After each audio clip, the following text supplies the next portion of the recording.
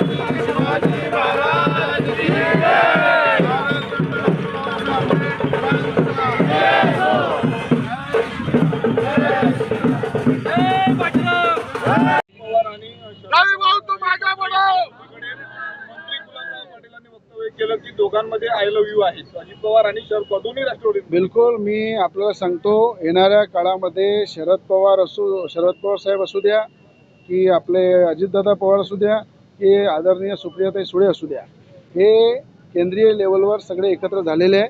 लवकरच तुम्हाला दिसेल की पवार साहेब हे अजितदादासोबत जातील, सुप्रियाताई केंद्रामध्ये येणाऱ्या भविष्यामध्ये मंत्री बनतील आणि केंद्राला पूर्ण ताकदीनं मोदीजींचं काम पाहून सुप्रियाताईसुद्धा पाठिंबा देतील, पवार साहेबसुद्धा पाठिंबा देतील.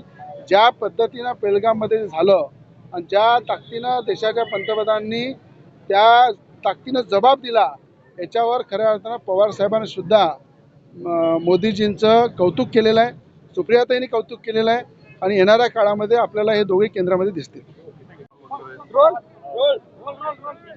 गेटचे उद्घाटन जे आहे ते मोठ्या पोलीस बंदोबस्तात पार पडलेला आहे. काय नेमकं कारण आहे एवढा मोठा पोलीस बंदोबस्त या ठिकाणी? असं आहे की वडर समाज हा गोटे फोडून आपल्या जीवनाचा उदरनिर्वाह करतो. अत्यंत मेहनती समाज आहे आणि वडर वस्ती इथे मोठ्या हजारो वडर लोक इथे राहतात.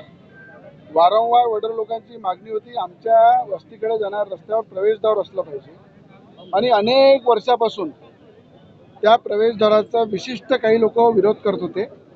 त्या सगळ्या विरोधाला मोडून या ठिकाणी वडर समाजाला न्याय देण्याचं काम या ठिकाणी प्रवेशद्वाराचं भूमिपूजन आम्ही केलेलं आहे.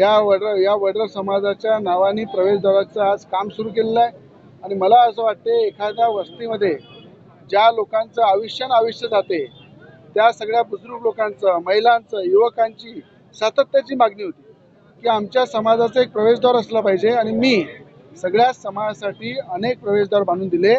तर माझा नैतिक जबाबदारी आहे की ती वडर समाजाला सुद्धा न्याय दिला पाहिजे. म्हणून काही लोकांच्या विरोधासाठी ते गेट थांबवणं, काम थांबवणं हे कदापि होणार नाही.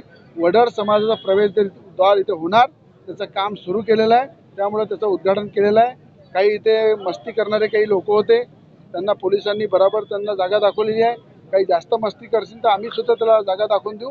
म्हणून या ठिकाणी जे काम भूमिपूजन झालं आहे ते काम होणार आहे. कोणी जास्त मस्ती करायची गरज नाही.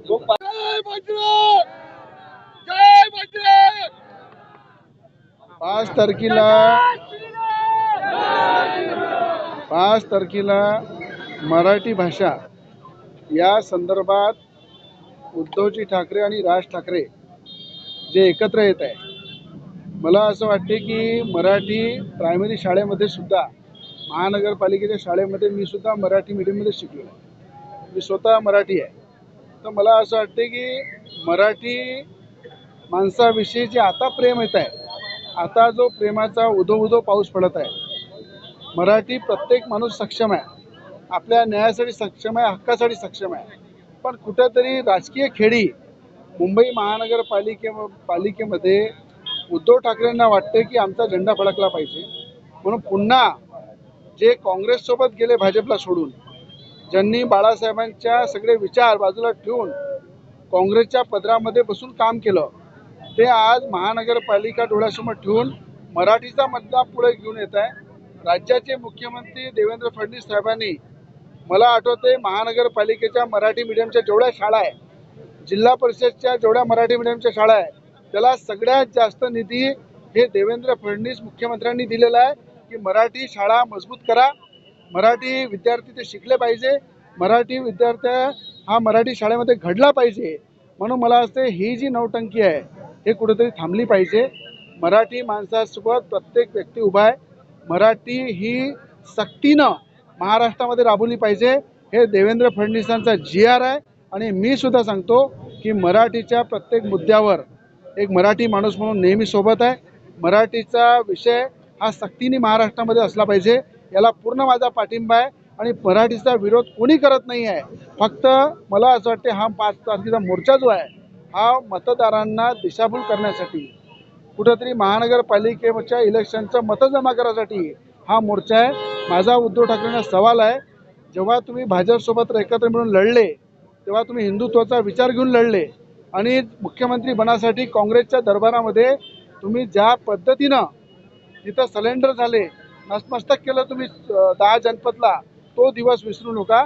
तुम्ही अशा प्रकारचे अनेक कृत्य करतात, तो कृत्य 5 तारखेला सुद्धा तुम्ही करणार.